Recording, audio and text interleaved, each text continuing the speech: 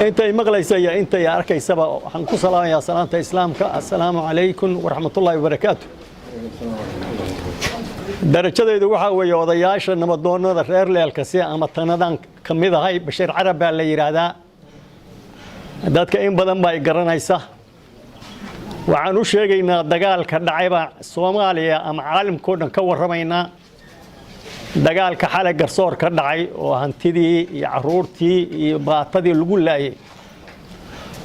دجال كاسوح الضبط الصعداء لابد يكون يكوب يطبن كي دجال كها ونلقوا يرري على الشباب ما أنت الدولة دوحة وما قاعد بحيصي عبتي هي دتك قبل ياشا waxaad moodaa labada hadal inay istabaaqayaan waxaanu badda u sheegaynaa caalamka oo dhan uga warramaynaa arintaasi khaladaha loo wajahay mana aha sida loo dhigay ummad dhan oo la xasuuqay oo lagu laayay oo dawladdii magaca ay la lahaayeen ay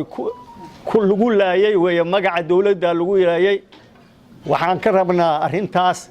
waxaanayna dhalinyaradii iyo dagaalka dadkii gali jiray baan gacanta ku haynaa ma rabno in dhiig kale ku daato waxaad hadda sidaad ogtihiin 2 bilood baan waxaanu hawlgal ugu jirnay nabadajin magaalada Galdob iyo Bandiiraley inta ka dhaxleh ma rabno inaan marka dadkii ku colaadii shalay anagu aan ka toobad keenay Soomaaliya oo uga digayna inaan ku celinno ma rabno waxaan dawladda Puntland uga digaynaa arintaas inay ka qoomamayso oo sheegto dadkii wax gaareen biletoos ka bixiso aad iyo aad baan arintaas uga warramaynaa sida loo turjumayna ma aha sida anagu aan u dhigay oo runtii oo ilaah ka warqaba weeye dadka hadda ku dhintay dadkii culimada ahaa oo aad loogu hanweynaa weeye ama ganacsatadii ama odayaashii dadkaas weeye dadka ku leeday arintaas aasaan u sheegaynaa inna lillahi wa inna ilayhi raaji'uun marka hore waxaan ka tacsiyeynayaa dadkii shuhadada ahaa oo ku dhintay weerarkii xalay iyo saakay ay ku soo qaadeen ciidamada Puntland waxaan adduunka u sheegaynaa intana maqlaysa iyo intana la joogtaba weerarkaas inuu ahaa weerar xaq darro oo khalad ah weerar si qaawan loogu soo qaaday beel weerar lagu burburiyay dhaqaalihii iyo guryihii iyo dadku wuxuu lahaa hanti weerar lagu laayay maatadii iyo caruurtii weerar aan waxba loo reeban hubka noocyadiisa kala gedisan loo isticmaalay annagu waa isxakamaynay haddaan nahay beesha leelkase waxaan hortaaganahay ciidankayagii waxaan hortaaganahay dadkayagii waxaan hortaaganahay dadkii dhibaatadu gaartay oo la xasuuqay oo la baabi'iyay haddaan odayaalnahay waxaan rabnaa dhibaato dambe inaysan dhicin waxaan doonaynaa nabadda sidii aan u raadinaynay inaan u raadino waxaan ka fakaraynaa mustaqbalka iyo danta Soomaaliyeed waxaan ka fakaraynaa danta reer Mudug nimankaas soo duulay oo garoowa ka yimid waxaan rabnaa dawladda Puntland ayadu ujeedada ay ka lahayd ayada taqaanee inay si cad wax uga qabato isla markaana sharciga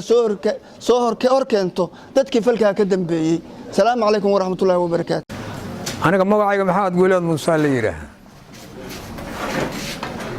dhaqanka beelaha Soomaaliyeed ahna beelaha leelkase dhaqankoodan kamid ah dadkana garanaya waa og yahay inaanu fidna ka talino iyo inaanu nabad ka talino waana garanaya mad badan oo na garanaysaana maqlaysa odayaasha naga horeeyay oo codkan nooga horeeyay waxay ku hadleen baanu adkaynaynaa inay jiraan waxaanu u sheegaynaa beesha caalamka waxaanu u sheegaynaa Soomaaliya waxaanu u sheegaynaa Puntland ismaamulka Puntland waxaan u sheegaynaa intii nabadda danaynaysa falka xalaq ka dhacay gaalkacyo sida loo wajaho loo sheegay inuu sanahay ee uu yahay sidaanu sheegayno halka waa lagu soo duulay garsoorta koonfuraa la yiraahdaa waa lagu soo duulay hubkii dawladda lagu soo duulay teknikii dawladda lagu soo duulay diraaskii dawladda loo soo qaatay annagu Puntland annagaa ka tirsan oo Puntland baa saa yeeshay malihiina waxaan leenahay Puntland ciidan ka yimid baa saa yeelay ciidamo Puntland ka yimid baa saa yeelay waxaa loo adeegsaday waxaan aqliga geli karin makhluuq tiro badan oo nus milyuun gaaraya baa waxaa lagu magacaabay maandooriye lagu magacaabay maandooriyuhu qofkii lagu arko ama meeshii lagu arko ama meeshuu joogo ma lagu qabto waxa lagu burburiyay mawlacyadii diinta waxa lagu burburiyay masaajidadii waxa lagu burburiyay sagiirkii waxa lagu laayay caruurihii waxa lagu laayay aqoon-yahankii waxa lagu laayay culumaa diinkii baa lagu laayay markaas waxa la leeyahay waxa laga hortagay cabto iyo waxa laga hortagay maandooriye waxaanu leenahay oo u sheegaynaa